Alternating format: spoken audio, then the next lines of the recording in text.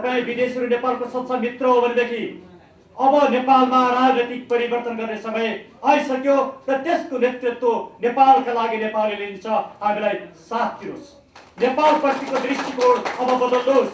अब कांग्रेसले, एमाले, माओवादीले, मधेसवादीले यस्ता दलहरूले अब नेपाल बचाउन सक्दैनन्। यदि तपाईँ नेपालको साँचो मित्र हो भने अब हामीलाई साथ दिनुहोस्। हामी तपाईहरुलाई पत्रचार गर्नेछौँ, हामी तपाईहरुलाई भेट्नेछौँ, हाम्रा कुरा राख्नेछौँ र अब यो सरकार र यो व्यवस्थालाई समर्थन गर्ने कुरा बन्द गर्नुहोस्, समर्थन फिर्ता लिनुहोस् भनेर म सम्पूर्ण विदेशी निकाय, नियोग र विदेशी मित्रहरूलाई अनुरोध गर्न चाहन्छु। अब तपाईहरुले एउटा अहम फैसला गर्नु परेको छ आफ्नो जिन्दगीको। जुन कुरा भोलि इतिहासले पनि तपाईहरुको चाहिँ यसलाई चाहिँ इभ्यालुएट गर्छ, भोलि इतिहासले मूल्याङ्कन गर्छ। त्यो कुरा चाहिँ के हो भनेदेखि तपाईहरु यथास्थितिमा बसिरहनुहुन्छ र देशलाई बेचिएको, देशलाई अरु सिक्किमीकरण भएको तपाईहरु हेर्न चाहनुहुन्छ भने तपाईहरु चुप लागेर बस्नुहोस्।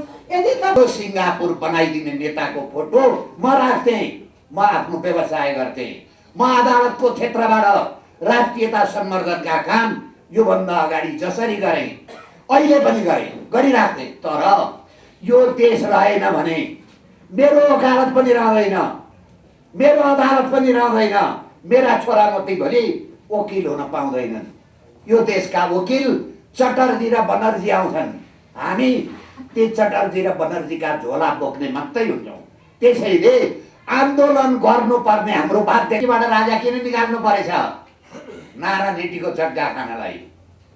ललिता निवासमा राजाले प्रधानमन्त्री क्वार्टर बनाउन्, बसुन् भनेर 143 रुपैयाँ जग्गा जोड दिए। त्यो 143 रुपैयाँ जग्गा पनि यही व्यवस्थाका हर्ताकर्ता मान्छेले खाए। मुद्दा चलो कसलाई? निर्णयकर्तालाई चलेन। बाबुराम भट्टराई र माधव नेपाललाई चलेन। उनीहरूको निर्णयबाट निर्णय भयो। मुद्दा गरे मैले सर्वोच्च हातमा। कार्तिक 15 गते निर्णय सुनाउने तोकिएको तारिख थियो। प्रचण्डजी प्रधान न्यायाधीशमा जानुभयो। सायद हाम्रो आशंका के छ भने त्यही मुद्दाका कारणले अदालतमा हडताल सुरु भयो। अहिले सिआइडीले अनुसन्धान गर्यो, सरकारी वकिलले फिर्ता गरिदियो, सिद्धियो। हामी एक हिसाब निकाल्छौँ, 140 वटा उद्योग बेचेका हिसाब निकाल्छौँ।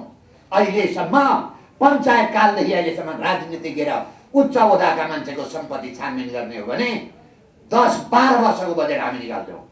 त्यो 10-12 वर्षको बजेट नेपालका युवा, गरिब, किसान, बेरोजगारलाई खर्च गरौँ त। भ्रष्टाचार गरिबी उन्मूलन हुन्छ, एकातर्फ भ्रष्टाचार नियन्त्रण हुन्छ। अर्को तपाईँलाई थाहा होला, कोरिया किन विकास भयो? हाम्रो देश जस्तै थियो कोरिया।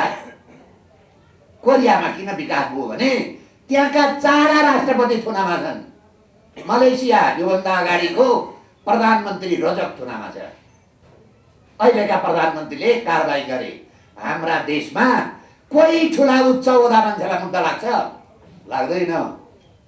ललिता निवासमा म उदाहरणका लागि भन्छु तपाईहरुलाई, खुकुरीले कसैले काटेर मान्छे मारो। हामी सामान्य समाजका मान्छे छौँ। मुद्दा कसलाई लाग्छ? खुकुरीले काट्नेलाई लाग्छ। तर मुद्दा कसलाई लाग्यो? खुकुरी बनाउने आरणवालालाई। ललिता निवासमा अख्तियार दुरुपयोगले के भन्यो? यी कर्मचारीले टिप्पणी नलगिदिएका भए माधव नेपालले र बाबुरामले निर्णय गर्ने थिएनन्। दोष कसको? टिप्पणी उठाउनेको। यही हो न्याय प्रणाली हामीले खोजेको। हिजो हाम्रो न्याय प्रणालीमा 2 वर्षमा अदालतमा फैसला हुन्थ्यो, अहिले 15 वर्षमा अदालतमा फैसला हुँदैन। हामी के हेरेर बसेका छौँ? त्यसैले हामीले के भन्नु, किन यो भयो त? हरेक संवैधानिक अङ्गमा राजनीतिकरण गरियो, पैसा कमाउने बन्दोबस्त गरियो। ललिता निवासको सिआइडीले मुद्दा दर्ता गर्न पठायो, काङ्ग्रेसका महाधिवक्ताले मुद्दा फिर्ता गराइदिए, अब डिसमिस भयो। यस्तो देश पनि हुन्छ।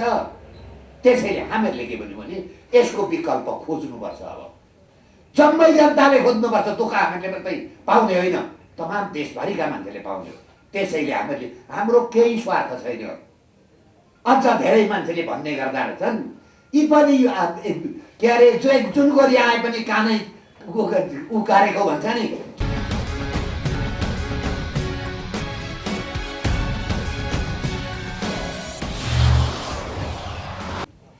नेपाल सिङ्गापुर बनाइदिएको भए, शिक्षा र स्वास्थ्य निशुल्क भएको भए, सबै नेपालीले रोजगार पाएको भए, भ्रष्टाचार नियन्त्रण भएको भए, सुशासन भएको भए हामीहरूले यो दुःख गर्नुपर्ने थिएन।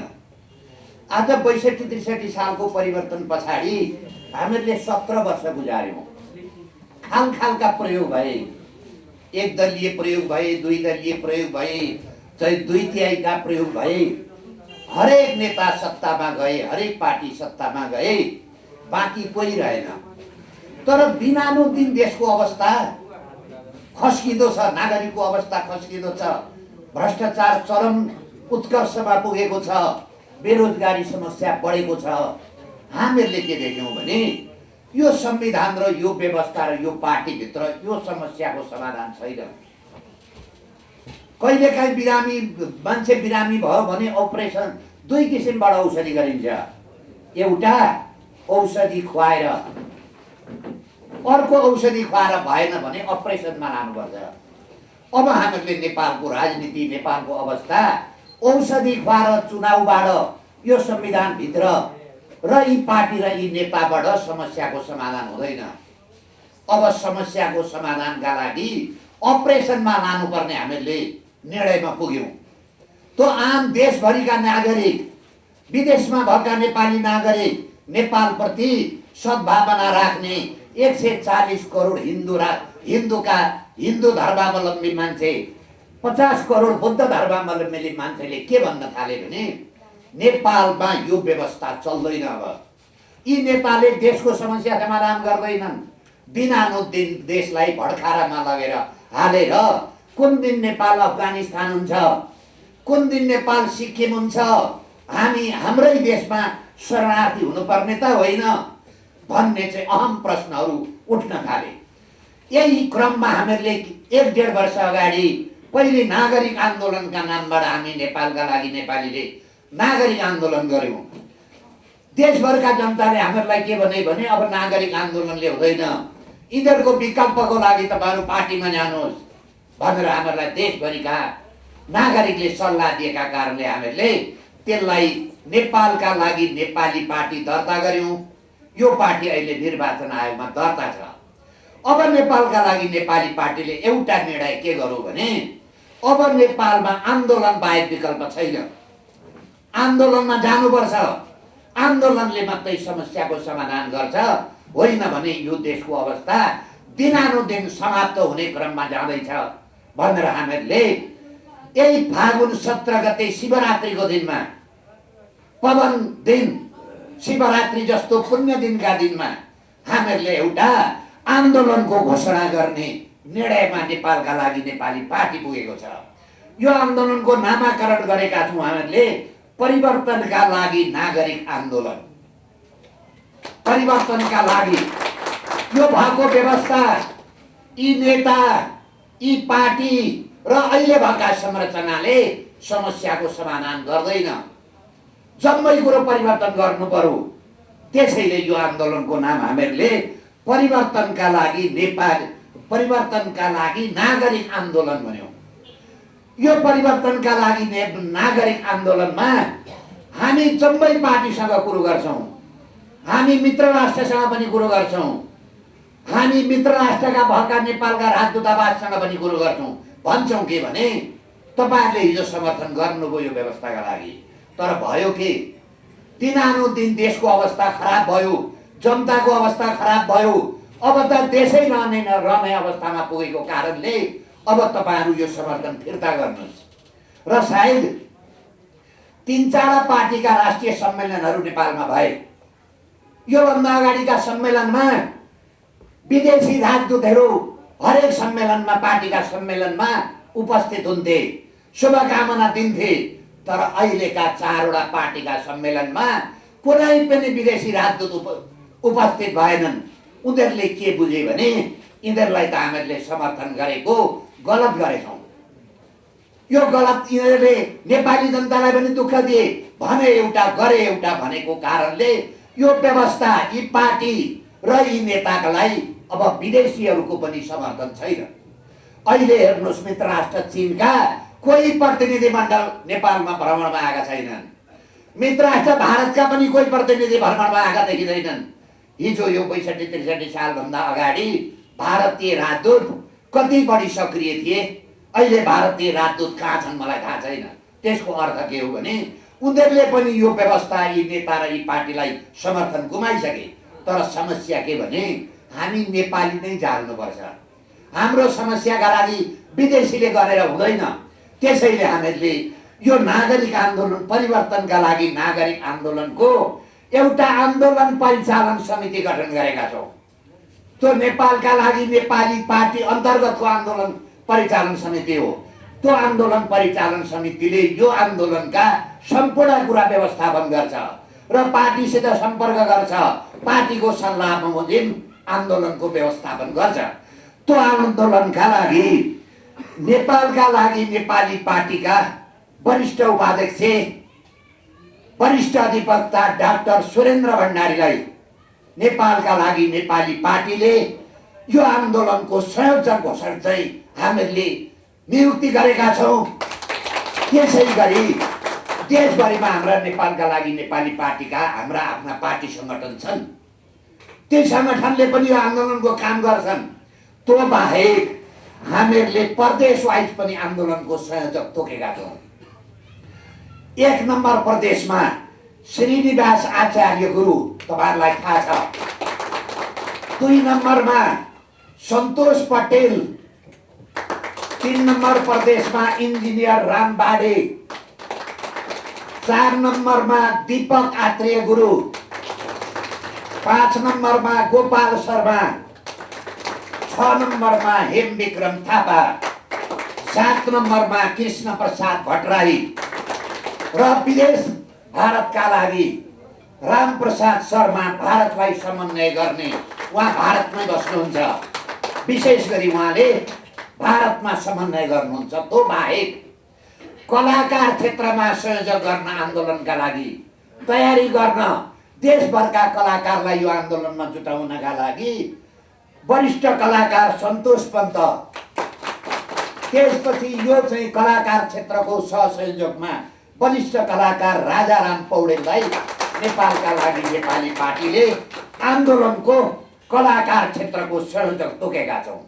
त्यसै गरी युवा संयोजकको रूपमा योगेन्द्र श्रेष्ठलाई, युवा परिचालनको संयोजकलाई चाहिँ योगेन्द्र श्रेष्ठलाई गरेका छौँ। त्यसै गरी यो आन्दोलन परिचालन समितिको सचिवमा रही काम गर्नका लागि डाक्टर किरण कुमार कटुवाललाई यो जिम्मेवारी दिएका छौँ।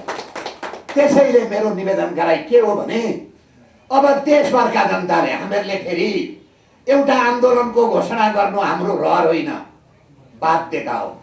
हामी यो देशका नागरिक हौँ। भोलि यो देश रहेन भने तपाईँ अगाडि पत्रकार हुनुहुन्छ। तपाईँको छोरो भोलि पत्रकार हुन पाउँदैन।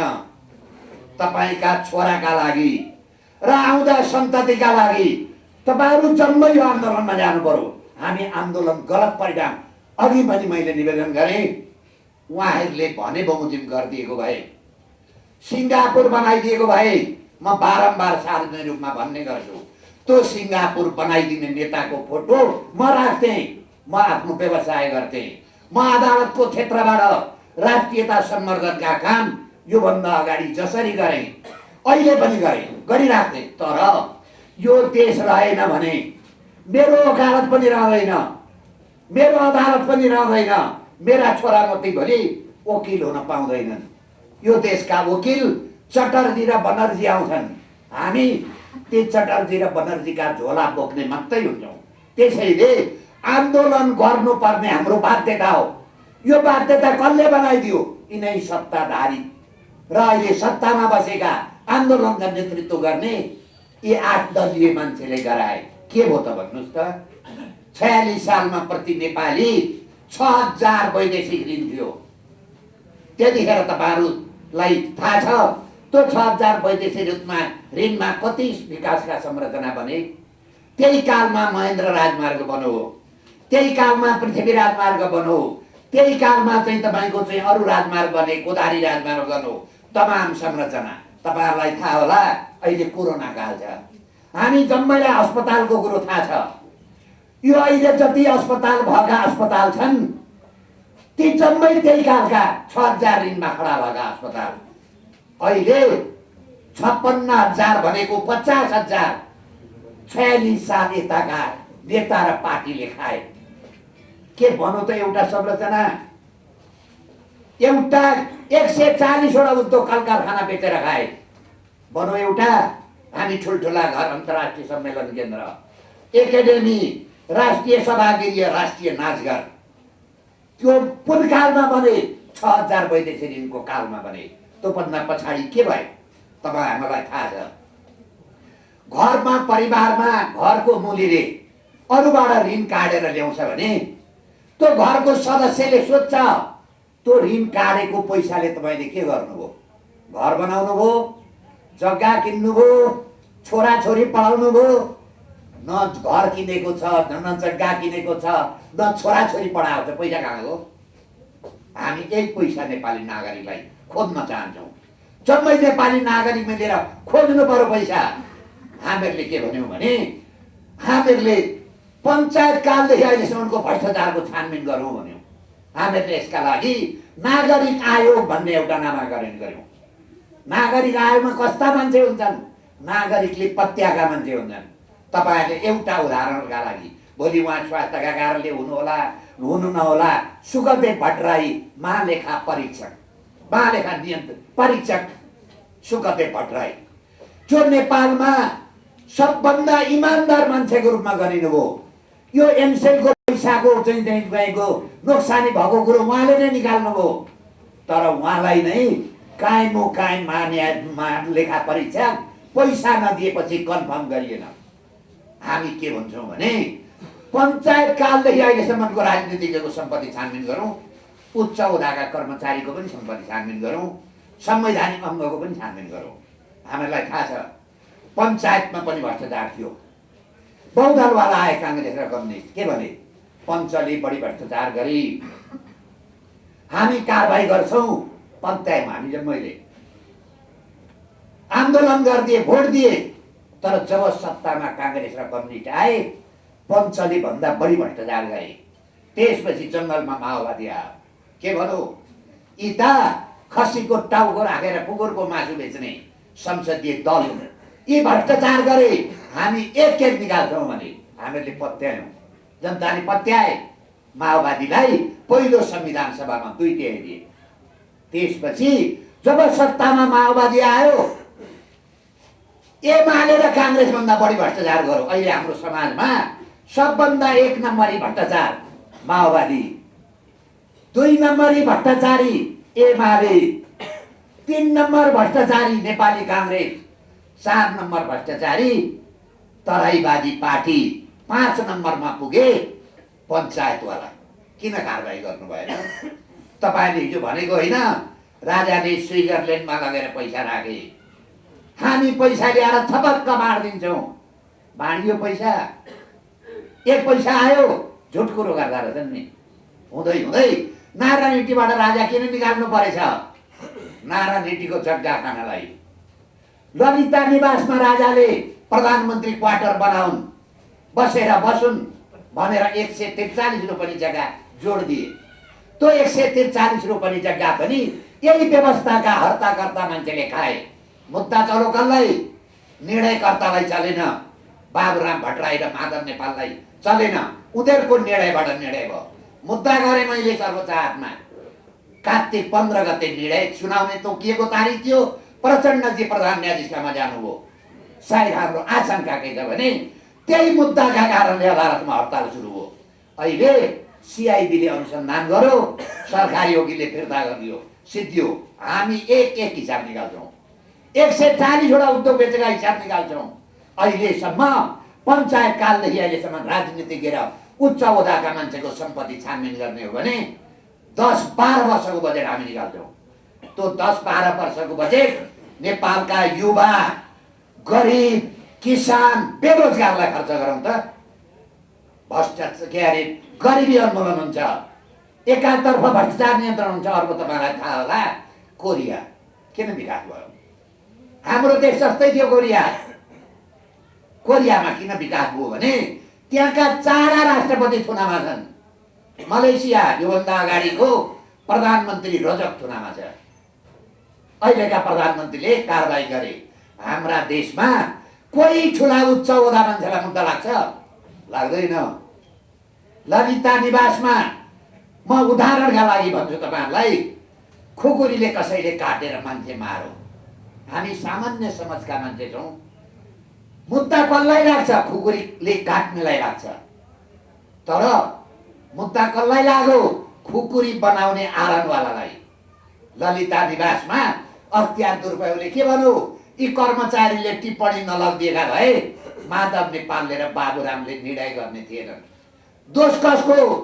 टिप्पणी उठाउनेको। यही हो न्याय प्रणाली हामीले खोजेको। हिजो हाम्रो न्याय प्रणालीमा 2 वर्षमा अदालतमा फैसला हुन्थ्यो। अहिले 15 वर्षमा अदालतमा फैसला हुँदैन। हामी के हेरेर बसेका छौँ? त्यसैले हामीले के भन्नु? किन यो भयो त? हरेक संवैधानिक अङ्गमा राजनीतिकरण गरियो, पैसा कमाउने बन्दोबस्त गरियो।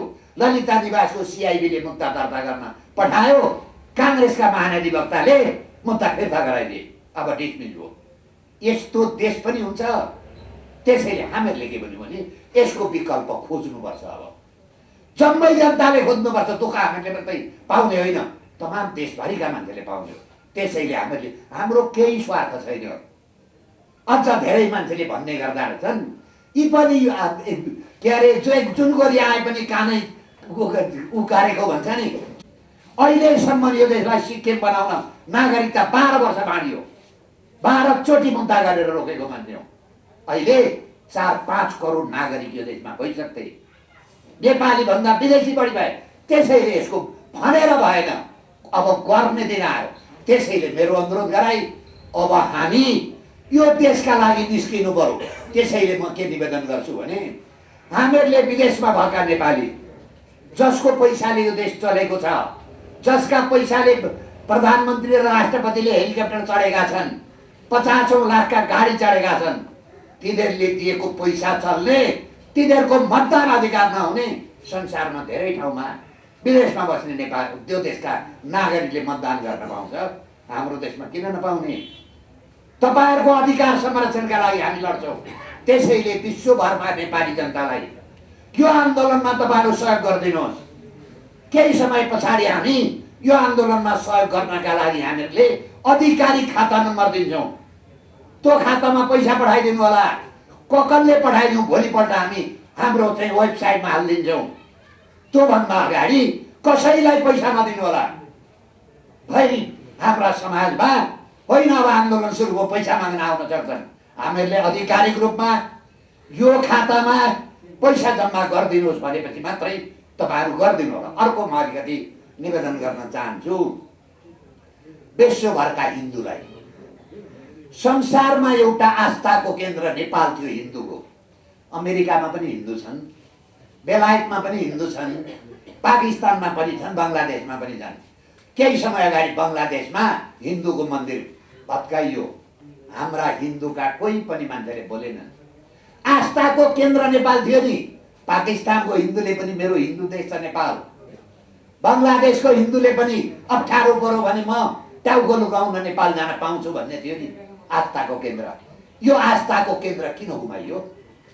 संसारमा एउटा भएको चिजलाई संरक्षण गरिन्छ। हाम्रा बागलुङका होचा मान्छेले युनेस्कोले पुरस्कार दियो। हाम्रो स्वयम्भू संरक्षितमा छ। संसारको एउटा हिन्दू राष्ट्र किन संरक्षित भएन? धर्मनिरपेक्ष हो।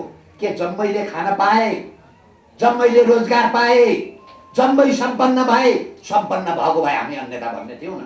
त्यसैले म 140 करोड हिन्दूलाई के भन्न चाहन्छु भने नेपाललाई पुनः हिन्दू राष्ट्र कायम गरौँ। त्यसका लागि 140 करोड अमेरिकाका हिन्दू, बेलायतका हिन्दू, पाकिस्तानका हिन्दू, संसारका हिन्दूलाई म आह्वान गर्छु। हाम्रो यो आस्थाको केन्द्र हो।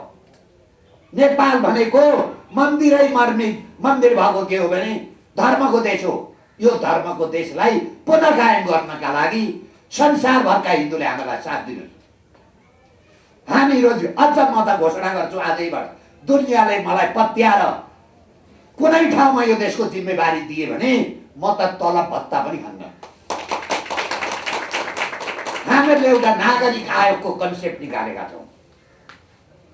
नागरिक आयोगले पञ्चायतकालदेखि अहिलेसम्म छानबिन गर्ने र चुनावभन्दा अगाडि कोही मान्छेले चुनाव लड्न चाहन्छ भने नागरिक आयोगमा गएर आफ्ना सम्पूर्ण सम्पत्ति विवरण दिने नागरिक आयोगले चेक गर्छ। यो मान्छे भ्रष्टाचारी होइन, यो मान्छेलाई चुनाव लड्न दिन ठिक छ भनेर प्रमाणपत्र दिएपछि मात्रै चुनाव लड्न पाइन्छ। अहिले हाम्रो देशमा भ्रष्टाचार गरेर पैसा कमाउने, त्यो पैसा लगेर रक्सी र मासु र गुन्डा परिचालन गरेर चुनाव जित्ने, अब वैशाखमा गुन्डा परिचालनको काम हुँदैछ अनि फेरि सत्तामा आउने र अकुत पैसा कमाउने। यो निर्वाचन प्रणालीले लोकतन्त्र रहँदैन। मैले एउटा मात्रै भन्न म चाहन्छु तपाईँलाई, बाबुराम भट्टराई, पुष्पकमल दाहालले क्यान्टनमेन्टमा 34 अरब भ्रष्टाचार गरे भनेर महेन्द्रनगरमा बोले। अर्को पनि बोले क्यान्टनमेन्ट उसमा एनसेलमा 72 अरब भ्रष्टाचार गरे। अर्को पनि भने बाबुराम भट्टराईले बुढी गण्डकीमा 3टा नेताले 3 अरब खाए। जिम्मेवारीका साथ भन्छु भने किन छानबिन हुँदैन? तपाईँ हामी कराइराखेका छौँ भ्रष्टाचारका लागि। उप प्रधानमन्त्रीले जाहेरी हाल्दा यो देशमा भ्रष्टाचारको कारबाही हुँदैन। तपाईँ हामीहरूले बोलेर केही हुन्छ? हुँदैन। त्यसैले म अनुरोध के गर्छु भने अब हामी जागौँ, युवा जागौँ, विद्यार्थी जागौँ, मजदुर जागौँ। म अलिकति तपाईँको विदेशमा बसेका नेपाल 80 लाख वैदेशिक रोजगारमा गएका मान्छेलाई भन्छु कसरी नेपालमा हामी रोजगार सिर्जना गर्छौँ। हामीहरू हिन्दू र बौद्ध धर्मको राष्ट्र नेपालमा कायम गरौँ। हिन्दू, बुद्ध र किराँत धर्म सापेक्ष। तपाईँलाई साउदी अरब थाहा छ, सबभन्दा बढी पर क्यापिटा इन्कम साउदी अरबले गर्छ, मक्का मदिना छ। संसारभरका इस्लाम धर्मावलम्बी लान्छ, आदि रेभेन्यू त्यो इस्लाम धर्मवाला मान्छेलाई घुमाएर जेनेरेट गर्छ। हाम्रो संसारमा 140 करोड हिन्दू छन्। 1% 100 जनामा 1 जना नेपाल ल्यायौँ भने 65 लाख हिन्दू पर्यटक आउँछन्। संसारमा 50 करोड बुद्धिस्ट छन्, त्यसको प्रमुख तीर्थस्थल हामीसित छ। 100 जनामा 1 जना ल्यायौँ भने 50 लाख बुद्धिस्ट पर्यटक नेपालमा आउँछन्। 3 करोड जनसङ्ख्या भएका देशमा हामी धार्मिक पर्यटक मात्रै 1 देखि 1.25 करोड हामी ल्याउन सक्छौँ। 80 लाखलाई हामी यी रोजगार दिन सक्छौँ। यत्रो ठुलो सम्भावना भएको हाम्रो हिन्दू र बुद्ध धर्मलाई धर्मनिरपेक्ष बनाएर थोरै डलर र युरोमा हाम्रा देशका नेताले बेचेर गए। पुनः हामी कायम गराउनुपर्छ। त्यसैले हाम्रो भनेको यति सुन्दर देश हो, यसलाई हामीहरूले यिनीहरूले लगेर नर्कमा लगेर हाले। त्यसैले अब जम्मै जनता जागौँ र हामी के भन्छौँ भने यो मान्यतावाला मान्छे नेपाली काङ्ग्रेस अहिले वास्तवमा नेपाली काङ्ग्रेस छैन, अहिले त वामपन्थी काङ्ग्रेस भयो। नेपालका लागि नेपाली पार्टी वास्तवमा बिपीको सिद्धान्तमा अडिग रहन्छ। अहिले यो उछानी कम्युनिस्ट एमाले र माओवादी हिजो लडाका जसले देशका लागि लडे, देशका लागि देशको राष्ट्रियता रक्षा गर्नका लागि लडे, अहिले त्यो पार्टी भारतीय विस्तारवाद र अमेरिका साम्राज्यवादको एजेन्ट हुँदैछ। त्यसैले म ती लडाकालाई भन्छु आउनुहोस् अब आन्दोलनमा। हिजो द्वन्द्व पीडितलाई आउनुहोस्, हामी द्वन्द्व पीडितलाई न्याय दिन्छौँ। कसको कारणले मरे, कसले गलत गर्यो, अहिले हेर्नुहोस् त 2टा अड्डा कायम गरेका छन्। एउटा गलत काम गर्नेलाई सजाय हुँदैन, खालि जागिर खाने अड्डा मात्रै बनाए। त्यसैले द्वन्द्व पीडित हिजो ब्याङ्कबाट लुटिएका जति जनता लुटिएका छन्, आउनुहोस् हामी त्यसलाई पनि न्याय दिन्छौँ। त्यसैले मेरो अनुरोध गराई अब यो देशका लागि यो अन्तिम विकल्प हामी आन्दोलन घोषणा गर्दैछौँ। यी देश र यी भाका नेताबाट अब पार लाग्दैन। त्यसैले अरू बाँकी काम कुरा हाम्रा आज एजेन्डाका के हो त्यो कुरो चाहिँ यो जुन हाम्रो चाहिँ परिवर्तनका लागि नागरिक आन्दोलनका जुन संयोजक हुनुहुन्छ सुरेन्द्र भण्डारीजी, उहाँले भन्नुहुन्छ र भन्छु भनेदेखि सारा नेपाली दाजुभाइ दिदीबहिनीहरूलाई म के भन्न चाहन्छु भनेदेखि अब तपाईहरूले एउटा अहम फैसला गर्नु परेको छ आफ्नो जिन्दगीको। जुन कुरा भोलि इतिहासले पनि तपाईँहरूको चाहिँ यसलाई चाहिँ इभ्यालुएट गर्छ, भोलि इतिहासले मूल्याङ्कन गर्छ। त्यो कुरा चाहिँ के हो भनेदेखि तपाईँहरू यथास्थितिमा बसिरहनुहुन्छ र देशलाई बेचिएको, देशलाई अरू सिक्किमीकरण भएको तपाईँहरू हेर्न चाहनुहुन्छ भने तपाईँहरू चुप लागेर बस्नुहोस्। यदि तपाईँहरू अझै पनि आफ्ना छोराछोरीहरूलाई विदेशमा पठाएर त्यहाँबाट आएका लासहरू तपाईँहरू हेरेर तपाईँहरू चुप लाग्न सक्नुहुन्छ र त्यहाँबाट नेपालीहरूले कमाएको पैसाबाट रेमिटेन्सको पैसामा यहाँनिर गरिएको भ्रष्टाचार तपाईँहरू सहन सक्नुहुन्छ भने तपाईँहरू घरमा चुप लागेर बस्नुहोस्। होइन, तपाईँहरू यो सहन सक्नुहुन्न भनेदेखि नेपालको लागि नेपाली पार्टीले आह्वान गरेको यो आन्दोलनमा संलग्न हुनुहोस्, तपाईँहरू यसमा सहभागी हुनुहोस्। त्यसपछि मुलुकको मुहार फेर्नका लागि हामीहरू सबै एकजुट भएर अगाडि बढ्न सक्नेछौँ। तपाईँहरूले साथ दिनु भएन भनेदेखि हामीले एउटा आफ्नै तरिकाको आन्दोलन हुनसक्छ हामी त्यो आन्दोलनमा असफल हुँदा। तर हामीलाई एउटा कुराको गर्व रहिरहनेछ कि हामीले चाहिएको बेलामा हाम्रो आवाज उठाएको थियौँ, नेपाल आमाले हामीलाई लगाएको ऋण हामीले तिर्न कोसिस गरेको थियौँ भनेर भन्ने एउटा गर्वका साथ म पनि मर्न पाउँछु। म त्यसैमा खुसी हुनेछु। बाँकी तपाईँहरूको इच्छा। धन्यवाद। अबको मुलुकको परिवर्तनको एकमात्र विकल्प हो निर्वाचनमा गएर अहिलेको जुन वर्तमान निर्वाचन प्रणाली छ त्यो निर्वाचन प्रणाली आफैमा भ्रष्ट छ, त्यो पैसा र गुन्डामा आधारित छ। जोसँग पैसा छ, जोसँग गुन्डा छ, जसले भ्रष्टाचार गर्न सक्छ, जसले राज्यलाई लुटेको छ, त्यस्तो व्यक्तिले मात्रै चुनाव जित्न सक्दछ। यस किसिमको चुनाव प्रणालीलाई आमूल रूपमा परिवर्तन नगरिकन चुनावमा गएर केही सिट प्राप्त गरेर संसदमा पुगेर राजनीतिक परिवर्तन हुँदैन। त्यसैले मुलुकको राजनीतिक परिवर्तनको अबको आधारशिला र माध्यम भनेको केवल नागरिक आन्दोलन मात्रै भन्ने ठहर गरेर त्यसको नेतृत्वको लागि मलाई जुन भूमिका र जिम्मेवारी दिएको छ त्यसका लागि म अध्यक्षज्यू लगायत नेपालका लागि नेपाली पार्टीलाई धेरै धेरै धन्यवाद दिन चाहन्छु। सबभन्दा पहिला म यो आन्दोलनका मूलभूत 7वटा एजेन्डा छन् र त्यो 7वटा एजेन्डालाई हामीले विस्तृत रूपमा 11 पृष्ठमा व्याख्या गरेका छौँ। मैले त्यो सबै व्याख्या सुनाउन सक्दिनँ समयको अभावले गर्दाखेरि, तर म हाम्रा 7वटा मूलभूत एजेन्डाहरू के हुन् भन्ने कुरा म राख्दछु र त्यस पछाडि म विभिन्न राजनीतिक दलहरू, व्यक्तित्वहरू, हाम्रा मित्र राष्ट्रहरूको विषयमा केही कुराहरू राख्न चाहन्छु। नेपालका लागि नेपाली पार्टी पृथ्वी पथ नेपालका लागि नेपाली पार्टीको आधारभूत वैचारिक र राजनीतिक मार्गनिर्देशक सिद्धान्त हो। यो आन्दोलनलाई हामीले परिवर्तनका लागि नागरिक आन्दोलनको नामाकरण गरेका छौँ, किनभने आज मुलुकमा राजनीतिक, आर्थिक, सामाजिक, सांस्कृतिक लगायत प्रत्येक क्षेत्रमा परिवर्तन चाहिएको छ। त्यसैले अबको परिवर्तन, अबको आन्दोलन भनेको एउटा ठुलो शान्तिपूर्ण र अहिंसात्मक क्रान्ति हुनेछ र त्यो क्रान्ति एकजना दुईजनाले गरेर पुग्दैन। आम नेपाली नागरिकहरूले यो क्रान्तिको लागि, यो आन्दोलनको लागि आफ्नो जिम्मेवारी र भूमिका लिनु पर्दछ भनेर हामीले यसलाई नागरिक आन्दोलनको संज्ञा दिएका छौँ। यसका मुख्य एजेन्डाहरू म पढ्न चाहन्छु।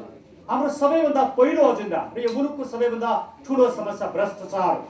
भ्रष्टाचारको अन्त्य नगरेसम्म जोसुकै सत्तामा आए पनि, जतिसुकै परिवर्तन भए पनि त्यसले अर्थ राख्न सक्दैन। त्यसैले एक, भ्रष्टाचारको अन्त्य। पञ्चायत कालदेखि आजसम्म सत्तामा बसेका राजनीतिज्ञ, उच्च पदस्थ कर्मचारी, न्यायाधीश तथा राज्यको सुविधा लिएका सम्पूर्ण व्यक्तिहरूको सम्पत्तिलाई स्वतन्त्र, निष्पक्ष र अधिकार सम्पन्न नागरिक आयोग गठन गरी छानबिन गरेर भ्रष्टाचारीलाई आजीवन कारावास र सर्वोच्चसम्मको सजाय हुने कानुनी व्यवस्था गर्ने। भ्रष्टाचारीबाट जफत गरिएको सम्पत्ति युवा रोजगारी, निःशुल्क गुणस्तरीय एवं सर्वसुलभ शिक्षा र स्वास्थ्य, गरिबी नियन्त्रण, महिला सशक्तिकरण र सुकुम्बासी समस्या समाधानमा लगाउने। हामीले यो काम गर्न सकेनौँ भने निर्वाचनको माध्यमबाट जोसुकै सत्तामा आओस्, जतिसुकै सरकार परिवर्तन हुन् त्यसले कुनै अर्थ राख्दैन। त्यसैले आज मुलुकलाई केन्द्रबिन्दुमा राखेर हामी प्रत्येकले आफ्ना व्यक्तिगत महत्त्वाकांक्षा पद लेलुप्तालाई छोडेर मुलुकलाई केन्द्रबिन्दुमा राखेर भ्रष्टाचारको अन्त्य गर्नुपर्नेछ। दोस्रो, निर्वाचन प्रणालीमा आमूल परिमार्जन गर्नुपर्नेछ। प्रत्यक्ष निर्वाचित प्रधानमन्त्री, सांसद, मन्त्री बन्न नपाउने तथा छरितो र मितेबेई अर्थात् प्रधानमन्त्री सहित 11 जनाको मन्त्रीमण्डल, सांसद संख्या 115 सम्म मात्रै रहने, विदेशमा बस्ने नेपाली नागरिक समेतले ई भोटिङ गर्न पाउने र निर्वाचन प्रचार प्रसारमा आमूल परिवर्तन गरी गुण्डा, छलकपट, पैसा, मतदाता किनेर निर्वाचन जित्ने प्रणालीको अन्त्य गर्ने। जबसम्म यो काम गर्न सकिँदैन तबसम्म गरिने प्रत्येक निर्वाचन एउटा झुट हो, नागरिकको आँखामा छारो हाल्ने काम हो, मुलुकका समस्या समाधान नगर्ने एउटा षड्यन्त्र मात्रै। तेस्रो, हाम्रो महत्त्वपूर्ण एजेन्डा र यो एजेन्डाका बारेमा बोल्दाखेरि म अरू केही कुरा व्याख्या पनि गर्न चाहन्छु। नागरिक तन्त्र सहितको राज संस्था, सार्वभौम सत्ता सम्पन्न नेपाली नागरिकहरूको राष्ट्रिय एकताका प्रतीकको रूपमा संवैधानिक सर्वोच्चता र संसदीय मर्यादाभित्र रहने तथा मुलुकको विदेश नीतिमा अहम भूमिका निभाई राष्ट्रिय अक्षुण्णता कायम राख्न प्रतिबद्ध नागरिक तन्त्र सहितको आधुनिक राज संस्था स्थापना गर्ने। हामी यो कुरामा प्रष्ट छौँ। हामी राजावादी होइनौँ, हामी राजतन्त्रको पक्षमा छैनौँ, हामी 2047 सालको संविधान बिउताउने पक्षमा पनि छैनौँ, हामी राजालाई राजनीतिक अधिकार दिएर द्वन्द्व सिर्जना गर्ने पक्षमा पनि छैनौँ। त्यसैले म सम्पूर्ण राष्ट्रवादी मित्रहरूलाई के निवेदन गर्न चाहन्छु भने 2047 सालको संविधानमा फर्केर अब मुलुकमा परिवर्तन हुन सक्दैन। राजालाई राजनीतिक अधिकार दिएर, राजालाई शक्तिशाली बनाएर मुलुकको समस्या समाधान हुन सक्दैन। त्यस किसिमको राजाको प्रयोग भइसकेको छ। नेपाली नागरिक नै सार्वभौम सत्ता सम्पन्न नागरिक हुन्। राज्य शक्तिको स्रोत नेपाली नागरिक नै हुन्, राजनीतिक शक्तिको स्रोत पनि नेपाली नागरिक नै हुन् भन्ने यी तीनटा आधारभूत राजनीतिक सिद्धान्तलाई स्वीकार गर्ने राज संस्था मात्रै 21औं शताब्दीको आधुनिक राज संस्था हुन सक्दछ। त्यो राज संस्थाले मात्रै नेपालको राष्ट्रिय एकताको लागि भूमिका खेल्न सक्दछ। योभन्दा बाहिर गएर हामीले राज संस्थाको कुरा गर्यौँ भने मुलुकमा द्वन्द्व बढ्छ।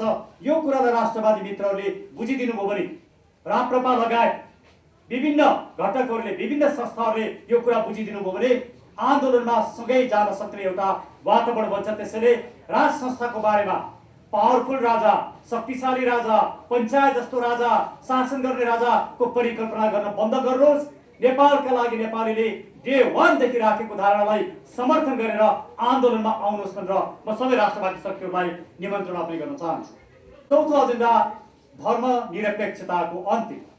नेपाललाई ओमकार परिवार, वैदिक, बौद्ध, किराँत, सिख, जैन सहितको नेपालमा बसोबास गर्ने सबै धार्मिक समुदायको सहिष्णुता, सहअस्तित्व र पहिचान रहने गरी सनातन धर्म सापेक्ष हिन्दू अधिराज्य बनाउने। 5, संघीयताको खारेजी। केन्द्र र स्थानीय गरी 2 तहको मात्रै सरकार हुने, दलीय राजनीतिक आस्थाभन्दा माथि उठी विकास निर्माणमा केन्द्रित भए नागरिकलाई जन्मदेखि मृत्युसम्म चाहिने सम्पूर्ण सेवाहरू छिटो, छरितो र निष्पक्ष रूपमा प्रदान गरी उद्योग, व्यापार, व्यवसाय र रोजगारीमा साथ दिने अधिकार सम्पन्न स्थानीय सरकार कायम गर्ने। 6औं, नागरिक सरकार स्थापना गर्ने। निर्वाचन प्रणालीमा आमूल परिमार्जन गरी निर्वाचन सम्पन्न गराउन, नागरिक आयोग स्थापना गरी भ्रष्टाचारलाई कारबाही गर्न, शिक्षा र स्वास्थ्यलाई निःशुल्क, गुणस्तरीय व सर्वसुलभ बनाउन एवं बैंकको ब्याज दर 2 देखि 5% सम्म मात्रै कायम गरी युवा रोजगारीका लागि 2% मा सहज रूपमा ऋण उपलब्ध गराउने कार्य सम्पन्न गर्न आन्दोलनकारी शक्तिले वैधानिक रूपमा स्थापना गर्ने सरकार नै नागरिक सरकार हो। यस सरकारले आम नेपाली, हामी प्रजा होइनौँ, जनता होइनौँ, नागरिक अधिकार सम्पन्न राज्य शक्तिको स्रोत र सार्वभौम नागरिक हौं भन्ने मान्यतालाई स्थापित गर्नेछ। र 7, समृद्ध नागरिक। नागरिक समृद्ध भएपछि मात्रै मुलुक समृद्ध हुन्छ। मुलुकको समृद्धिले मात्रै नागरिक समृद्ध हुँदैनन्। मुलुकको समृद्धिको कुरा गर्ने जीडीपी बढ्ला, केही घराना केही व्यक्तिहरू धनी होलान्, तर आम नागरिकहरू पछौडेपनामा, गरिबीमा र आर्थिक विपन्नतामा बाँच्नुपर्ने हुन्छ। त्यसैले जब सबै नागरिकहरू सम्पन्न हुन्छन् तब स्वतः मुलुक समृद्ध हुन्छ। त्यसैले नेपालका लागि नेपाली नागरिकमुखी एउटा अभियानबाट आएको पार्टी भएका कारणले हामी नागरिकको समृद्धिमा जोड दिन्छौँ। त्यसैले हामीले भन्छौँ राजनीतिक परिवर्तनका लागि पृथ्वी पथ नेपालवादलाई आत्मसात गरी राष्ट्रिय एकता र राष्ट्रिय निर्माणको प्रक्रिया मजबुत बनाए मुलुकको अधिकार र सामाजिक मुलुकको आर्थिक र सामाजिक रूपान्तरण गरी नागरिकलाई समृद्ध बनाउने, मुलुकको समृद्धिको स्रोत उद्योग र बेरोजगारी हो भन्ने श्री 5 बडा महाराजाधिराज पृथ्वीनारायण शाहको दिव्य उपदेश अनुसार देशमा वार्षिक रूपमा कम्तीमा 2वटा ठुला उद्योग, 10वटा मझौला उद्योग र 25वटा घरेलु उद्योग खोल्नका लागि राज्यले सरकारले बजेट छुट्याउने। हाम्रा यी मूलभूत एजेन्डाको हामीले व्यापक रूपमा व्याख्या गरेका छौँ। त्यो व्याख्या नेपालका लागि नेपालीको वेब पेजमा पनि आउनेछ। हामी पत्रकार मित्रहरूलाई पनि उपलब्ध गराउनेछौँ। अब म सबैभन्दा पहिला के निवेदन गर्न चाहन्छु भने यी हाम्रा एजेन्डाहरूमा कुनै पनि कमी कमजोरी छैन, यो मुलुकको हितमा छ। त्यसैले म प्रधानमन्त्री शेरबहादुर देउपा, एमालेका नेता खड्गप्रसाद ओली, केपी शर्मा ओली, प्रचण्ड, माधव नेपाल लगायत मुलुकका सबै राजनीतिकहरूलाई र दलहरूलाई के निवेदन गर्छु भने यो गणतन्त्र भ्रष्टाचारी भयो। भ्रष्टाचारमा लिप्त गणतन्त्रले मुलुकलाई पार लगाउन सक्दैन। आज मुलुकको राष्ट्रियता करिबन कमजोर अवस्थामा पुगिसकेको छ। भूभाग मिचेको छ, धर्म संस्कृति लोप गरिएको छ, होली वाइनले राज गर्ने अवस्था आएको छ। यी सबै विकृतिका बावजुद मुलुक बचाउनु पर्नेछ। तपाईहरू असफल हुनु, तपाईहरूले आफ्नो असफलता स्वीकार गर्नुहोस् र अब यो आन्दोलनलाई दबाउने, यो आन्दोलनको विरोध गर्ने र आन्दोलनको विरुद्धमा जाने काम बन्द गर्नुहोस्। तपाईहरूलाई म निवेदन गर्छु, म हार्दिक रूपमा अनुरोध गर्छु, यो आन्दोलनलाई सहयोग गर्नुहोस् र अब परिवर्तनको लागि तपाईहरूले साथ दिनुहोस्। अब तपाईहरूबाट यो मुलुक चल्न सक्दैन। तपाईहरूले राजनीतिक नेतृत्व लिन सक्नुहुन्न। तपाईहरू असफल भइसक्नुभयो। कम्तीमा यो कुरा मात्रै स्वीकार गर्नुभयो भने पनि तपाईहरूलाई केही स्थान बस्न सक्छ। अब तपाईहरू प्रतिकारमा उत्रिनुभयो, नागरिक तन्त्रको विरुद्धमा उभिन थाल्नुभयो भने आम नेपाली नागरिकहरूले तपाईहरूलाई बढार्नेछन्। त्यसैले अब आन्दोलनको विरुद्धमा उभिने हिम्मत र साहस नगर्नुहोस्। राज्य संयन्त्रको दुरुपयोग बन्द गर्नुहोस्।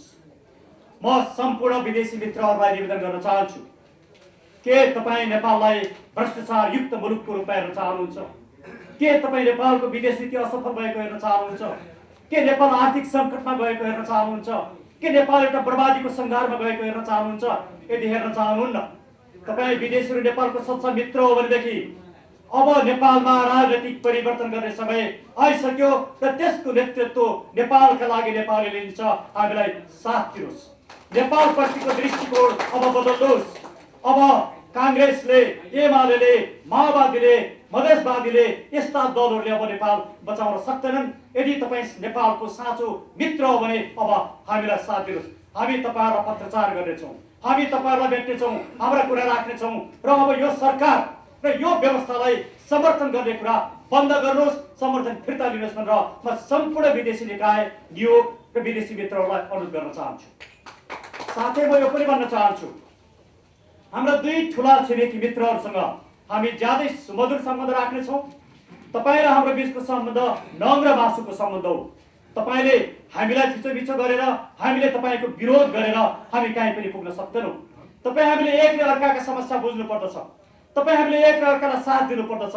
एकले अर्काको सार्वभौम सत्ता, राजनीतिक स्वाधीनता र सार्वभौम सत्ता र मुलुकको इन्टिग्रिटी, टेरिटोरियल इन्टिग्रिटीलाई सम्मान गर्न सकेको खण्डमा र हामीले अन्तर्राष्ट्रिय कानुन र संयुक्त राष्ट्र सङ्घले अगाडि सारेका सिद्धान्तमा आधारित भएर संयुक्त राष्ट्र सङ्घको बडापत्रमा आधारित भएर सम्बन्ध सञ्चालन गर्न सकेको खण्डमा हाम्रा पनि समस्या समाधान हुन्छन्, तपाईँको पनि समस्या समाधान हुन्छ, हाम्रो मित्रता पनि नयाँ फेजमा पुग्छ। त्यसैले म भारत र चीनलाई अब तपाईँहरूले नेपालमा हुने राजनीतिक परिवर्तनको लागि तपाईँहरूले आफ्नो ढोका खुल्ला गर्नुहोस् अहिलेको सिस्टम, अहिलेका नेता र अहिलेका दललाई समर्थन गर्न बन्द गरिदिनुहोस् भन्न म अनुरोध गर्न चाहन्छु।